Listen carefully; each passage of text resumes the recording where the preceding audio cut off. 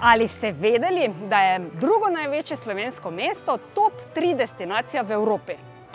Maribor ni več uspana trnuljčica, saj je bilo v preteklem letu realiziranih več kot 500 000 prenočitev. Največ turistov pa prihaja iz Slovenije in sosednjih držav. Slikoviti del mesta. Mesto je majhno, ampak povsem dosegljivo peš. Muzeji, galerije, sprehod ob Dravi, vse najdete v centru mesta peš. Vrhunska kulinarika. Maribor ponuja vse.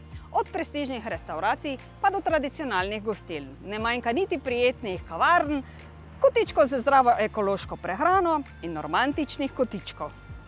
Okušanje žlahtne kapljice. Ne samo pred hišo Stare trte, kjer boste uživali ob najstarejši vinski trti na svetu, ki ima povrh vsega še svoj festival, tudi okoliški vinogradniki vabijo na degustacije v svoje vinske kleti, pa obvezen postanek v Vinagovi kleti, kjer se boste lahko sprehodili po rovih v skupni dolžini kar 2 kilometrov. Sprostitev in rekreacija.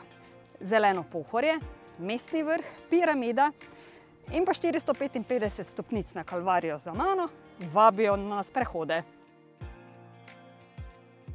Dravska kolesarska pot iz Italije preko Avstrije v Dravograd in vse do hrvaškega Legrada, kjer se izliva Mura v Dravo.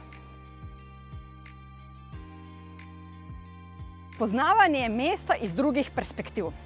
Iz zraka z balonom, s splavom ali pa supom po reki Dravi, ali pa s čelado na glavi v podzemnih rovih v coni Tezno.